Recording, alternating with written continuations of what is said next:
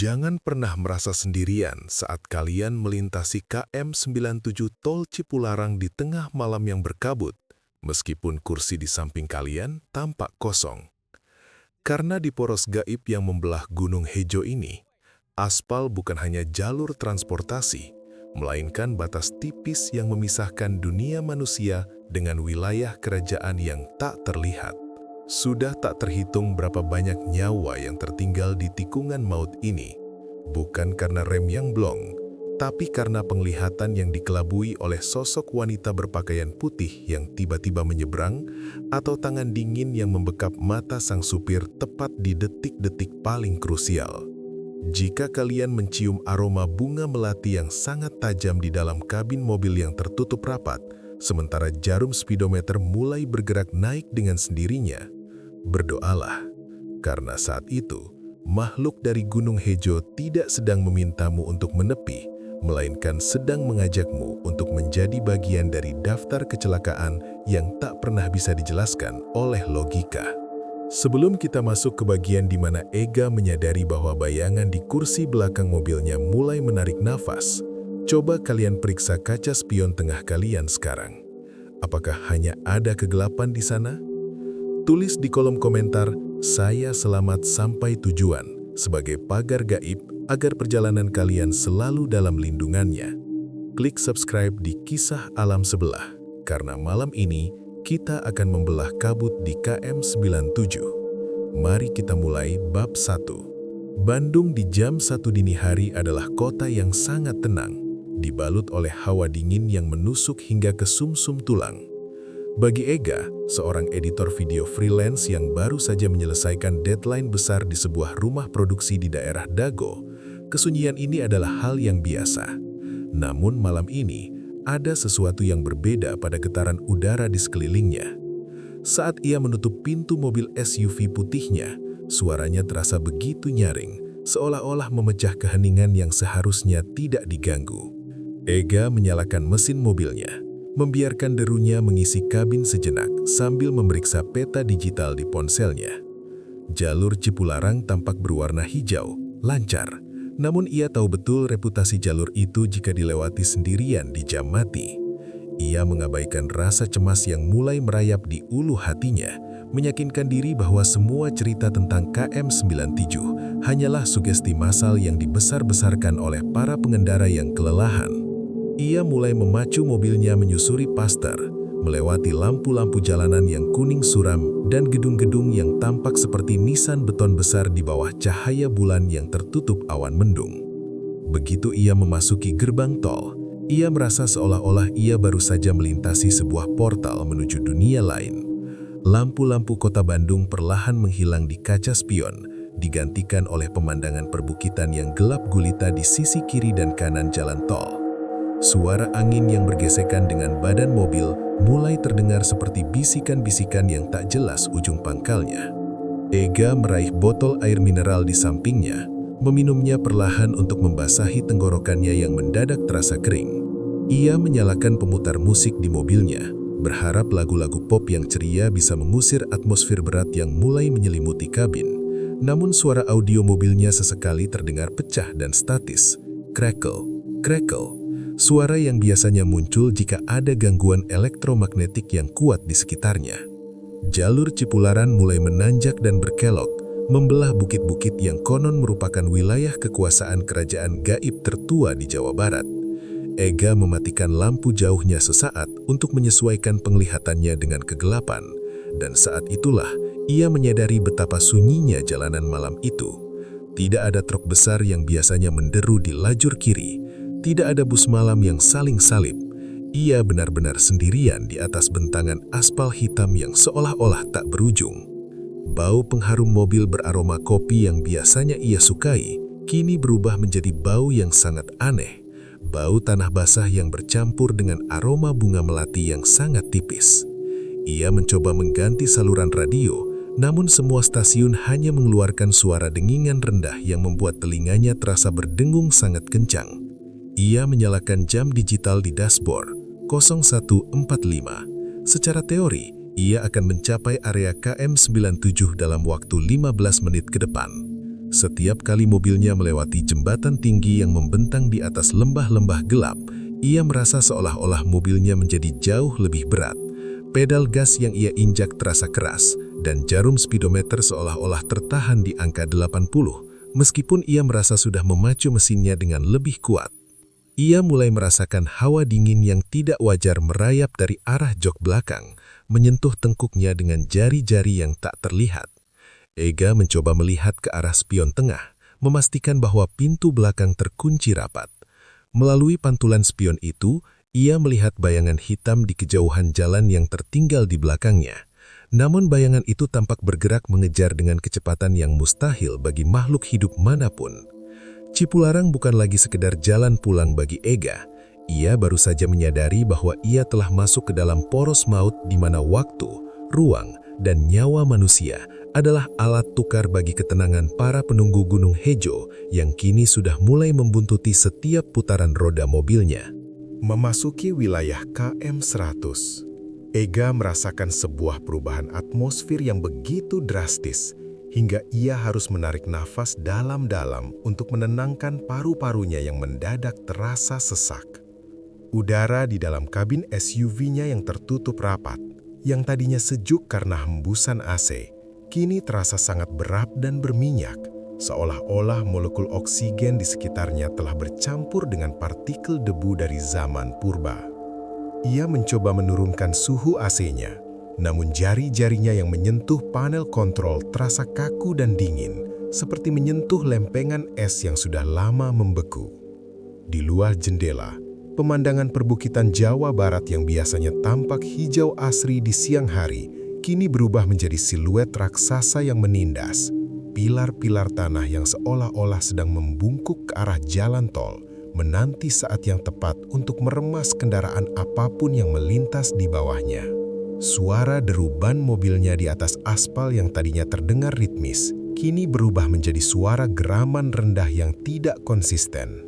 Ega merasa seolah-olah mobilnya tidak lagi menggelinding di atas karet dan angin, melainkan sedang diseret di atas hamparan daging mentah yang lembab. Ia melirik ke arah speedometer. Jarumnya bergetar di angka 100 km per jam. Namun anehnya pemandangan di luar seolah-olah bergerak sangat lambat. Pohon-pohon jati yang berjajar di pinggir tol tampak memanjang secara vertikal. Dahan-dahannya yang tanpa daun melambai-lambai mengikuti irama angin yang mengeluarkan suara siulan yang sangat melengking. Ega mencoba menelan ludah, namun tenggorokannya terasa seperti tersumbat oleh gumpalan rambut yang tak terlihat. Ia menyadari bahwa di titik ini, ia bukan lagi penguasa atas perjalanannya sendiri. Ia telah memasuki wilayah tekanan gaib yang sering dilaporkan oleh para penyintas kecelakaan maut di jalur ini. Bau parfum kopi yang ia pasang di ventilasi AC kini kalah telak oleh aroma yang sangat asing dan tidak menyenangkan. Bau sisa pembakaran ban yang bercampur dengan bau amis darah segar yang sangat tajam. Ega segera membuka sedikit kaca jendelanya untuk mencari udara segar, namun udara dari luar justru membawa suara-suara yang jauh lebih mengerikan. Suara jeritan wanita yang sangat tipis, suara hantaman logam yang keras, dan suara tawa anak kecil yang melengking yang seolah-olah datang dari kolong mobilnya. Ia segera menutup kembali jendelanya dengan panik. Jantungnya berdegup kencang hingga ia merasa mual. Ia menyadari bahwa di KM 100 ini, memori-memori kecelakaan masa lalu seolah-olah diputar kembali oleh energi Gunung Hejo, menciptakan sebuah pusaran emosi negatif yang siap menghisap kewarasan siapapun yang melintas sendirian di jam mati. Ega mencoba meraih botol air mineralnya kembali, namun tangannya justru menyentuh sesuatu yang sangat dingin di kursi penumpang di sampingnya. Sesuatu itu terasa seperti telapak tangan yang pucat dan basah. Ia tersentak, hampir saja membanting setirnya ke arah beton pembatas jalan. Ia mengarahkan pandangannya ke kursi samping, namun kursi itu kosong. Tidak ada siapa-siapa di sana selain tas kerjanya yang masih tergeletak rapi. Namun, bekas tekanan di atas permukaan jok kulit kursinya tampak sangat jelas. Sebuah bentuk dudukan manusia yang perlahan-lahan kembali rata, seolah-olah sesuatu itu baru saja berdiri dan berpindah tempat. Rasa takut yang murni mulai mencengkeram ulu hati Ega. Ia menyadari bahwa penumpang gelap yang sering diceritakan dalam legenda urban Cipularang bukan sekedar dongeng. Makhluk itu sudah berada di dalam mobilnya, duduk diam menanti saat yang tepat ketika mobilnya mencapai titik nadir di KM 97 untuk memperkenalkan dirinya secara utuh. Kegelisahan Ega semakin memuncak saat ia menyadari bahwa koneksi antara dirinya dengan dunia luar telah terputus sepenuhnya. Layar unit head di dashboard mobilnya yang biasanya menampilkan navigasi peta digital yang akurat, kini hanya menampilkan statis berwarna abu-abu yang berdenyut-denyut seperti detak jantung yang sedang sekarat. Ponselnya yang ia letakkan di holder pengisi daya pun tidak menunjukkan tanda-tanda kehidupan. Layarnya gelap total, dan setiap kali ia mencoba menekan tombol power, ponsel itu hanya mengeluarkan getaran pendek yang terasa seperti sebuah peringatan. Di tengah kesunyian yang mencekam itu, tiba-tiba radio mobilnya yang tadi ia matikan menyala sendiri dengan volume yang sangat keras. Suaranya bukan suara penyiar radio malam atau lagu pop, melainkan suara gending Jawa kuno yang nadanya sangat lambat dan distorsi, seolah-olah diputar dari piringan hitam yang sudah retak dan berputar di bawah air. Irama gamelan itu, nong, dang, terasa bergetar tepat di dalam gendang telinga Ega, menciptakan efek audio binaural yang membuatnya merasa seolah-olah ada ribuan orang yang sedang menabuh gamelan di kursi belakang mobilnya. Ega mencoba memutar tombol volume untuk mematikannya, namun tombol itu berputar sendiri berlawanan arah, justru semakin mengeraskan suara yang menyayat hati tersebut. Di tengah alunan gending itu, muncul suara desis statis yang perlahan-lahan membentuk suara manusia, seorang wanita yang sedang menangis terseduh-seduh sambil menggumamkan sebuah nama yang tidak jelas. Suara itu terdengar sangat jernih, seolah-olah sang wanita sedang berdiri tepat di belakang bahu Ega, membisikkan kepedihannya langsung ke telinganya. "Kenapa kau tidak menoleh?" Bisikan itu muncul di sela-sela suara statis radio. Ega membeku, cengkramannya pada kemudi begitu kuat hingga buku-buku jarinya memutih. Ia mencoba mengalihkan perhatiannya dengan menatap lurus ke depan ke arah lampu Mercury Toll yang berjarak ratusan meter, namun lampu-lampu itu kini mulai berubah warna menjadi merah darah. Cahaya merah itu menyinari dashboard mobilnya, memperlihatkan debu-debu yang melayang di udara yang kini tampak seperti serpihan kulit manusia yang mengelupas. Gangguan elektronik ini bukan sekedar kerusakan teknis. Ega menyadari bahwa gelombang elektromagnetik dari wilayah Gunung Hejo sedang menginterferensi sistem kelistrikan mobilnya, mengubah setiap sirkuit menjadi alat komunikasi bagi para penghuni alam sebelah untuk menyapa tamu mereka.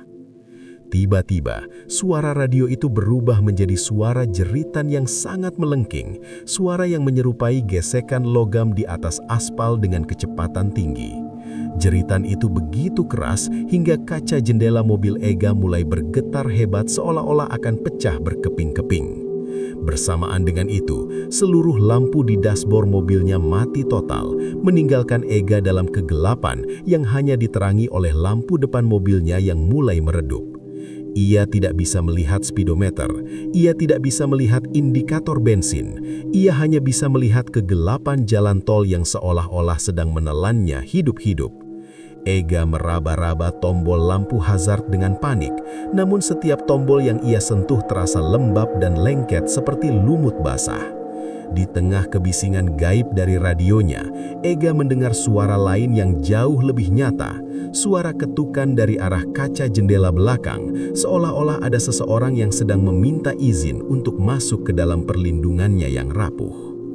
Kegelapan di dalam kabin mobil terasa semakin menyesakan, seolah-olah setiap sudut ruangan telah diisi oleh massa yang tak terlihat, namun memiliki berat yang menekan pundak Ega.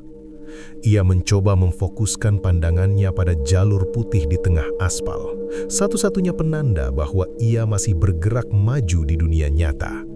Namun, naluri primitifnya terus-menerus memaksanya untuk melirik ke arah kaca spion tengah. Ega tahu bahwa melakukan itu adalah kesalahan besar, sebuah tindakan yang akan membuka pintu bagi rasa takut yang tak terkendali. Namun, seperti ditarik oleh benang tak kasat mata, matanya akhirnya beralih ke cermin kecil itu. Di bawah keremangan cahaya bulan yang menembus kaca belakang, ia melihat sebuah siluet yang seharusnya tidak ada di sana. Di kursi belakang bagian tengah, tepat di antara dua sandaran kepala, terdapat sebuah kepala yang tertunduk diam. Rambut hitamnya yang panjang dan kusam menjuntai menutupi seluruh wajahnya. Namun Ega bisa melihat bahu sosok itu yang naik turun secara perlahan, seolah-olah ia sedang menarik nafas yang sangat berat dan dingin. Sosok itu mengenakan gaun putih yang sudah sangat kotor, dipenuhi oleh noda tanah merah dan robekan di beberapa bagian. Ega merasakan jantungnya berdegup sangat kencang hingga ia merasa mual, namun ia tidak bisa memalingkan wajahnya dari spion. Sosok itu mulai bergerak. Perlahan-lahan ia mengangkat kepalanya, namun gerakannya sangat tidak alami, seolah-olah tulang lehernya telah patah dan digerakkan oleh kawat-kawat gaib. Krek, krek, krek. Suara tulang yang bergeser terdengar sangat nyaring di tengah kesunyian kabin. Ega mencoba berteriak, namun suaranya seolah-olah tersangkut di tenggorokan yang sudah sangat kering. Ia memaksakan matanya kembali ke depan, namun melalui sudut matanya, ia melihat tangan-tangan sosok tersebut yang sangat pucat dan panjang mulai merayap dari arah sandaran kursi belakang menuju ke arah bahunya. Kuku-kuku tangan itu tampak patah dan berdarah, meninggalkan jejak goresan halus di atas jok kulit mobilnya. Bau amis darah yang tadi sempat hilang, kini kembali dengan intensitas yang 10 kali lebih kuat, bercampur dengan aroma busuk dari daging yang sudah lama terendam air. Ega menyadari bahwa makhluk ini adalah manifestasi dari korban kecelakaan beruntun yang sering terjadi di jalur ini. Jiwa-jiwa yang tidak tenang, yang mencari tubuh untuk tumpangan mereka menuju rumah yang tak pernah mereka capai. "Tolong, antarkan saya sampai depan." Sebuah bisikan lirih yang sangat dingin terdengar tepat di belakang telinga Ega. Embusan nafas sosok itu terasa seperti es yang ditempelkan ke kulit leher Ega. Ega menggigil hebat, seluruh tubuhnya gemetar hingga ia hampir kehilangan kendali atas setirnya. Mobilnya mulai oleng ke arah kiri, mendekati beton pembatas yang hanya berjarak beberapa senti dari ban depannya. Ia menyadari bahwa jika ia menuruti rasa takutnya dan menoleh ke belakang, makhluk itu akan mengambil alih seluruh kesadarannya dan mengarahkan mobilnya menuju kecelakaan maut yang akan melengkapi koleksi nyawa Gunung Hejo. Dengan sisa-sisa keberaniannya, Ega memejamkan mata sesaat dan merapalkan doa dengan suara yang serak, mencoba menolak eksistensi makhluk di belakangnya. Namun, saat ia membuka mata kembali, sosok itu kini sudah duduk tepat di kursi sampingnya, menatapnya dengan satu mata yang menonjol keluar dari balik rambutnya yang berantakan. Makhluk yang kini duduk di kursi penumpang samping Ega itu tidak melakukan gerakan agresif, namun keberadaannya menghisap seluruh energi dan keberanian di dalam kabin. Ega bisa merasakan hawa dingin yang luar biasa memancar dari arah kirinya, sebuah sensasi yang membuat lengan kirinya mendadak kaku dan mati rasa. Ia menatap lurus ke depan, matanya perih karena menolak untuk berkedip, sementara keringat dingin membasahi seluruh dahinya meskipun AC mobil tetap menyala di suhu terendah. Di luar jendela samping kiri, hutan yang membelah Gunung Hejo tampak bergerak seperti ribuan tangan raksasa yang mencoba menggapai mobilnya. Di saat itulah, ia mendengar suara bisikan lain, namun kali ini suaranya bukan berasal dari makhluk di sampingnya. Suara itu berasal dari dalam dirinya sendiri, atau mungkin dari pelindung gaib yang masih menjaganya. Jangan menoleh ke kiri. Apapun yang kau dengar, jangan menoleh ke kiri. Suara itu terdengar sangat tenang, namun memiliki otoritas yang sangat kuat.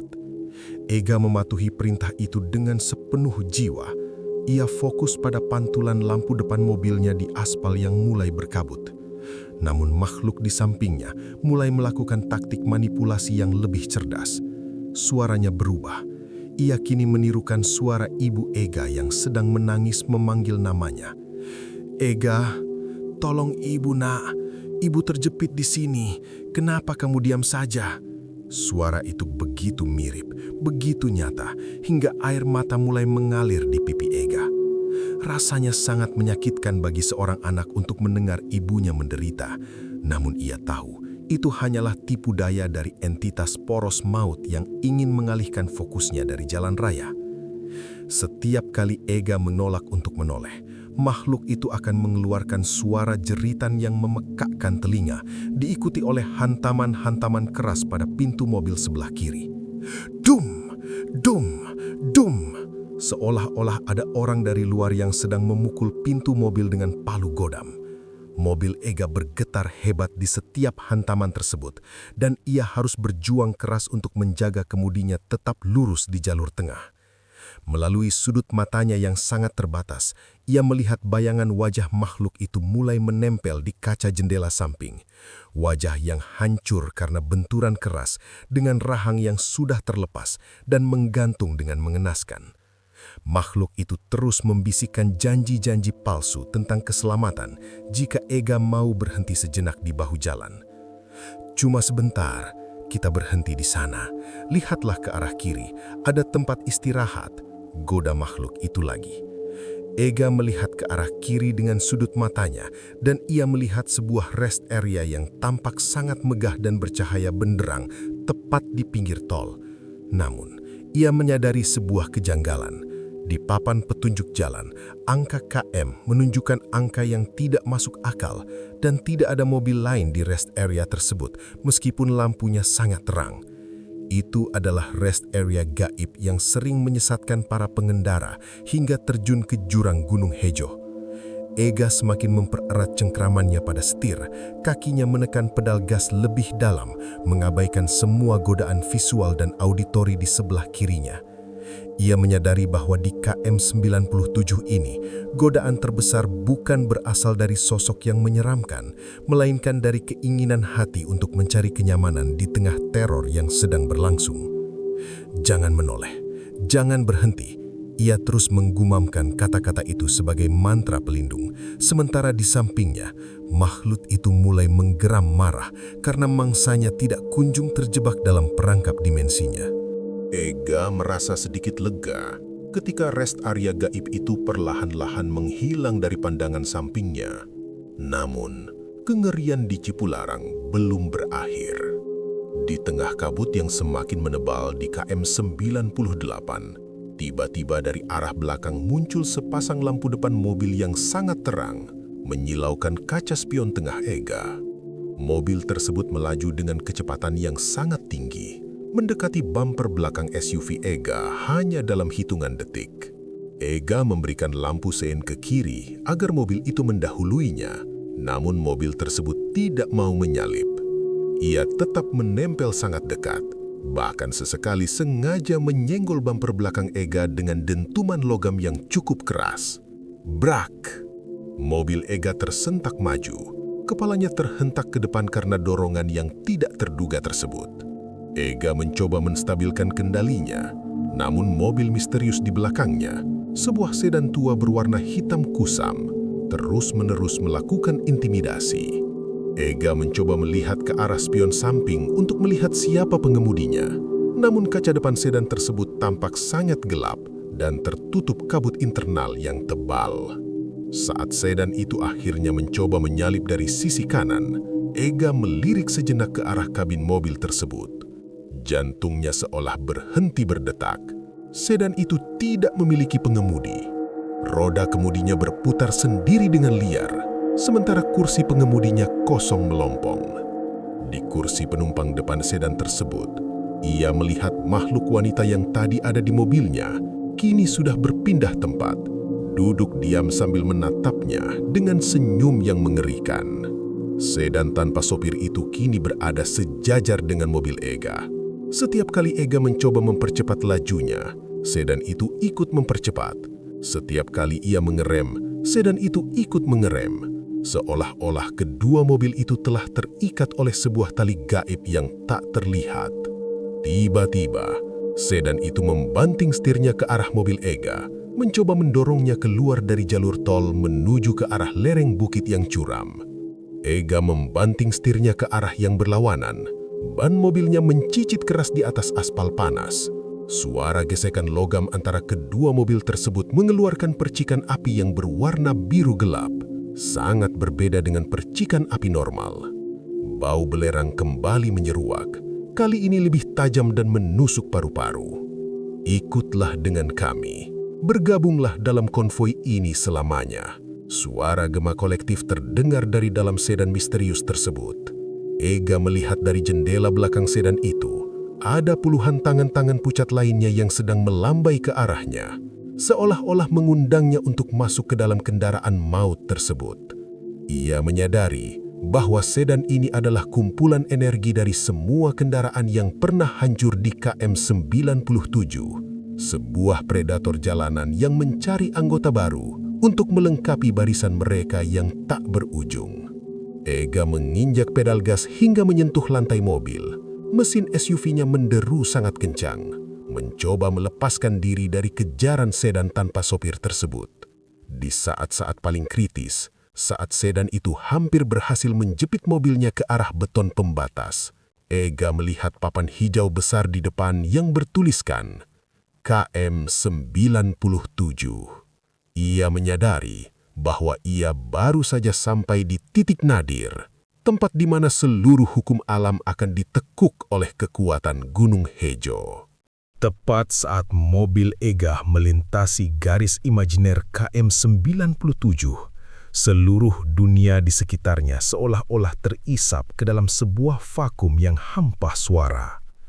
Sedan misterius itu menghilang dalam sekejap. Kabut di luar jendela juga mendadak sirna, namun apa yang ia lihat kini bukan lagi jalan tol yang ia kenal. Ia merasa mobilnya sedang melayang di atas hamparan hutan purba yang sangat luas, di mana di tengah-tengahnya berdiri sebuah istana yang dibangun dari batu-batu hitam besar yang ditumpuk secara kasar. Ini adalah visi gaib tentang Gunung Hejo yang sebenarnya, pusat kerajaan jin tertua yang keberadaannya terusik oleh pembangunan jalan tol Cipularang. Ega melihat bayangan ribuan pekerja yang sedang membelah bukit ini di masa lalu, ledakan dinamit yang menghancurkan batu-batu keramat, dan jeritan-jeritan makhluk halus yang wilayahnya diperkosa oleh kemajuan zaman. Gunung Hejo bukan sekadar bukit, ia adalah entitas hidup yang memiliki ingatan dan dendam. Ega bisa merasakan emosi kolektif dari penghuni kerajaan tersebut, rasa marah yang membara karena jalur mereka dipotong, tempat persemayaman mereka dihancurkan, dan ketenangan mereka digantikan oleh polusi suara dari ribuan ban mobil yang melintas setiap hari. Tikungan maut di KM 97 ini adalah luka yang tidak pernah sembuh pada tubuh Gunung Hejo. Setiap kecelakaan yang terjadi di sini dianggap sebagai bentuk persembahan paksa yang diminta oleh sang penguasa bukit untuk mengganti kerugian yang mereka alami akibat pembangunan aspal tersebut. Ega melihat roh-roh korban kecelakaan masa lalu tidak pergi kemana-mana. Mereka semua sedang bekerja sebagai pelayan di istana batu hitam tersebut, terperangkap dalam siklus penderitaan abadi sebagai hukuman karena telah melewati jalur yang terlarang. Visi itu begitu kuat hingga Ega merasa dirinya mulai melebur dengan lingkungan sekitarnya. Ia melihat wajah-wajah para penguasa Gunung Hejo, sosok-sosok dengan pakaian kebesaran zaman kuno, namun memiliki wajah yang terbuat dari akar pohon dan batu cadas. Mereka menatap Ega dengan pandangan yang tidak membenci, melainkan pandangan yang menagih. Bagi mereka, Ega adalah sekadar semut yang secara tidak sengaja masuk ke dalam sarang mereka di saat yang salah. Ega menyadari bahwa di poros gaib ini tidak ada yang namanya kebetulan. Setiap pengendara yang mengalami masalah di sini sebenarnya sudah dipilih jauh sebelum mereka memasuki gerbang tol Bandung. Mereka dipilih berdasarkan kondisi mental, kelelahan, atau sekedar ketidaksengajaan yang membuat frekuensi gelombang otak mereka selaras dengan frekuensi kerajaan Gunung Hejo. Kau melihat kebenaran kami, tapi kau tidak membawa penghormatan yang layak. Suara gema itu terasa seperti getaran gempa bumi kecil di bawah roda mobilnya. Ega melihat istana batu itu mulai retak dan runtuh menuju ke arahnya. Potongan-potongan batu besar melayang di udara, siap untuk menghantam mobilnya. Ia menyadari bahwa ia tidak boleh terbuai oleh visi ini. Ia harus segera menarik kesadarannya kembali ke dunia aspal tol sebelum raganya ikut menjadi bagian dari pondasi istana tersebut. Dengan sekuat tenaga, ia menggigit bibirnya sendiri hingga darah segar mengalir. Rasa sakit yang nyata itu berhasil memutus koneksi penglihatan gaibnya. Perlahan-lahan, pemandangan hutan purba menghilang, digantikan kembali oleh aspal tol Cipularang yang gelap dan sunyi. Namun, ia menyadari bahwa di kursi belakangnya, makhluk-makhluk itu kini sedang berkumpul secara nyata, menunggu keputusan akhir dari sang penguasa Gunung Hejo atas nyawanya. Setelah visi tentang Gunung Hejo memudar, Ega mendapati dirinya kembali ke realitas yang jauh lebih brutal. Suasana di dalam kabin mobilnya kini dipenuhi oleh perpaduan aroma yang sangat tidak lazim dan memicu rasa mual yang luar biasa.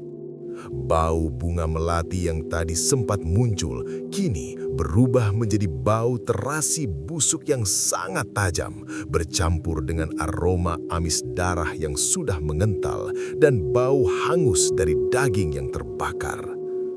Bau ini begitu nyata hingga mata Ega mulai berair dan ia kesulitan untuk bernafas. Ia menyadari bahwa bau-bauan ini adalah ciri khas dari manifestasi makhluk yang paling berbahaya di jalur ini. Sosok-sosok yang meninggal dalam kondisi terbakar atau terjepit di dalam kendaraan mereka. Ia mencoba menyalakan lampu kabin, namun tombolnya terasa lengket, seolah-olah ada cairan lendir yang menutupinya. Saat lampu akhirnya menyala dengan pendaran redup yang tidak stabil, Ega melihat pemandangan yang menghancurkan kewarasannya. Seluruh permukaan interior mobilnya, langit-langit, jok, hingga dashboard, kini tampak tertutup oleh lapisan jaringan otot dan kulit manusia yang masih berdenyat. Tetesan darah mulai keluar dari celah-celah speaker dan ventilasi AC, mengalir pelan menuju kakinya. Ega ingin berteriak, namun mulutnya seolah-olah terkunci oleh rasa takut yang murni. Di sampingnya, makhluk wanita itu kini sudah berubah wujud menjadi massa daging yang tidak berbentuk dengan beberapa tangan yang tumbuh dari arah yang tidak masuk akal. Semuanya mencoba meraih kemudi mobil Ega. Darah, kami butuh darah yang hangat untuk mendinginkan aspal ini. Bisikan itu terdengar serempak dari segala arah. Ega merasa tubuhnya mulai terasa sangat dingin. Suhu tubuhnya seolah-olah sedang disedot habis oleh makhluk-makhluk yang kini mulai menempel di tubuhnya. Ia melihat di spion tengah, kursi belakangnya kini penuh dengan potongan-potongan tubuh yang bergerak-gerak secara independen. Kepala tanpa mata, tangan yang hanya tersisa tulang, semuanya sedang mencoba untuk menyatu menjadi satu entitas raksasa di dalam mobil kecilnya. Bau amis itu semakin kuat hingga Ega mulai muntah di atas pangkuannya sendiri. Namun muntahan itu pun seketika berubah menjadi ulat-ulat putih kecil yang merayap di atas celananya. Ega menyadari bahwa ia sedang mengalami halusinasi visual dan olfaktori yang sangat ekstrim akibat radiasi gaib dari poros maut KM97. Ia mencoba menfokuskan pikirannya pada satu titik cahaya di kejauhan, sebuah lampu jalan tol yang tampak bergoyang. Ia mencoba menyanyikan lagu anak-anak dengan suara yang parau, sebuah upaya putus asa untuk mengalihkan otaknya dari teror sensorik yang sedang berlangsung. Pelangi, pelangi, alangkah indahmu. Ia terus menggumamkan lagu itu berulang-ulang, air mata dan keringat bercampur di wajahnya. Perlahan-lahan, lapisan otot di interior mobilnya mulai memudar, kembali menjadi plastik dan kulit sintetis biasa. Namun bau amis darah itu tetap tertinggal, sebuah pengingat bahwa meskipun matanya bisa ditipu, energi kematian di jalur Cipularang ini sangat nyata dan tetap menagih haknya hingga ia benar-benar keluar dari wilayah kekuasaan Gunung Hejo. Tikungan tajam KM 97 kini benar-benar berada tepat di depan moncong mobil Ega. Disinilah puncak dari segala teror yang ia alami sejak tadi. Di tengah jalan tol yang seharusnya lurus dan datar, Ega melihat pemandangan yang mustahil. Aspal di depannya tampak terbelah menjadi sebuah jurang yang sangat dalam yang mengeluarkan cahaya merah dari dalamnya. Di sisi kiri jalan berdiri sesosok raksasa setinggi pohon jati dengan mata satu yang menyala merah, sedang mengangkat sebuah gada batu besar siap untuk menghantam mobil apapun yang lewat. Ega tahu ini adalah halusinasi fatal yang sering membuat pengemudi membanting setir secara mendadak dan terjun ke jurang di sisi jalan tol yang asli. Ia harus tetap tenang. Ia harus yakin bahwa jalan di depannya tetap lurus dan rata. Kemudi mobil Ega mendadak terasa sangat berat, seolah-olah ada puluhan tangan gaib yang sedang mencoba memutarnya ke arah jurang ilusi tersebut. Ega harus mengerahkan seluruh kekuatannya untuk menjaga kemudi tetap lurus. Di sampingnya, makhluk wanita itu kini mulai membekap matanya dengan tangannya yang dingin dan berbau busuk. Lihatlah ke bawah, lihatlah keindahan rumah barumu, bisik makhluk itu tepat di telinga Ega. Pandangan Ega menjadi gelap total, namun ia tidak melepaskan injakan gasnya. Ia mengandalkan memori ototnya dan suara gesekan ban pada garis marka jalan untuk tetap berada di jalurnya.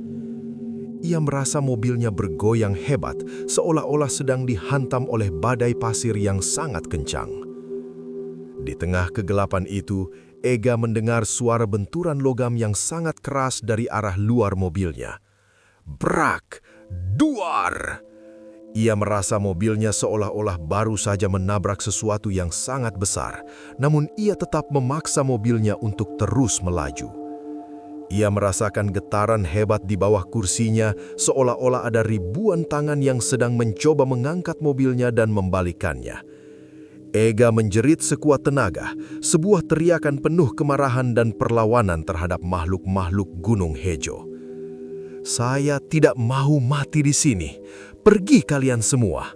teriaknya dengan suara yang memecahkan keheningan malam di jalur Cipularang tersebut.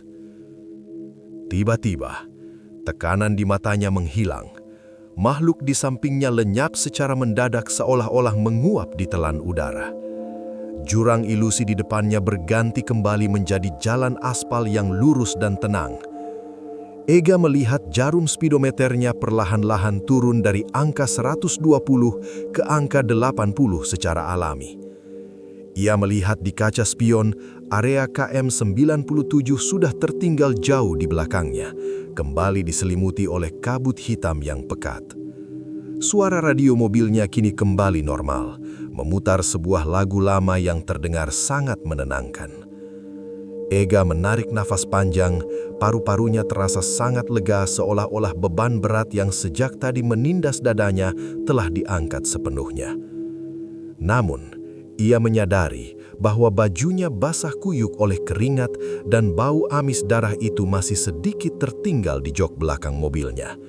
Tanda bahwa ia baru saja memenangkan pertarungan melawan maut di titik paling keramat di Jawa Barat. Setelah melewati KM 90, Ega merasa dirinya telah benar-benar keluar dari zona merah Gunung Hejo. Cahaya lampu dari peradaban manusia, perumahan di daerah Purwakarta, dan lampu-lampu pabrik di kejauhan mulai terlihat di horizon, memberikan rasa aman yang tak terlukiskan. Ia menghentikan mobilnya di rest area berikutnya, bukan rest area gaib yang tadi ia lihat, melainkan rest area yang penuh dengan cahaya lampu neon putih, suara obrolan orang-orang, dan aroma kopi asli yang menenangkan. Ega keluar dari mobilnya dengan langkah yang gemetar. Kakinya terasa lemas seperti jeli. Ia duduk di salah satu kursi kayu, menundukkan kepalanya dalam-dalam, mencoba mencerna semua kejadian gila yang baru saja ia alami selama 1 jam terakhir. Ia berjalan menuju mobilnya kembali setelah meminum 2 cangkir kopi hitam pahit untuk memastikan kesadarannya benar-benar pulih. Saat ia hendak membuka pintu pengemudi, ia melihat sesuatu yang membuatnya kembali merinding. Di sepanjang pintu mobil sebelah kiri, dari depan hingga belakang, terdapat bekas goresan 5 jari manusia yang sangat dalam di atas cat mobilnya. Goresan itu bukan goresan benda tajam, melainkan goresan kuku yang seolah-olah dipaksakan masuk ke dalam logam. Di kaca jendela belakang, terdapat sebuah bekas telapak tangan kecil berwarna merah kecoklatan yang tampak seperti darah kering, persis di posisi di mana sosok wanita itu tadi menatapnya melalui spion. Ega mencoba menghapus bekas telapak tangan itu dengan tisu basah, namun noda itu seolah-olah telah menyatu dengan kaca, tidak mau hilang sekeras apapun ia menggosoknya. Ia menyadari bahwa ia telah membawa sebuah tanda dari Cipularang, sebuah pengingat bahwa ia pernah bersentuhan dengan energi kerajaan Gunung Hejo dan berhasil selamat. Ia masuk kembali ke dalam mobilnya, namun kali ini ia merasa sebuah keheningan yang berbeda. Ia tidak lagi diawasi, ia tidak lagi merasa berat. Ia memacu mobilnya kembali menuju Jakarta dengan kecepatan yang stabil, mengucap syukur di setiap kilometer yang ia lalui. Pengalaman di KM 97 Cipularang mengubah hidup Ega selamanya. Ia tidak lagi berani berkendara sendirian melewati jalur tersebut di atas jam 12 malam. Setiap kali ia melihat berita tentang kecelakaan di KM 97, ia hanya bisa berdoa bagi para korban. Tahu betul bahwa di balik rem yang blong atau sopir yang mengantuk, ada sebuah kekuatan purba yang menagih nyawa di setiap tikungannya. Tanda telapak tangan di kaca mobilnya tetap ada di sana selama berbulan-bulan hingga akhirnya ia memutuskan untuk menjual mobil tersebut. Baginya, aspal Cipularang adalah sebuah buku sejarah yang ditulis dengan darah dan ia adalah salah satu saksi hidup yang beruntung tidak menjadi tinta di dalamnya. Perjalanan malam itu berakhir dengan selamat, namun di dalam batinnya, Ega tahu bahwa sebagian kecil dari jiwanya akan selalu tertinggal di KM 97, menari-nari dalam kabut bersama para penunggu Gunung Hejo yang tak pernah benar-benar tidur.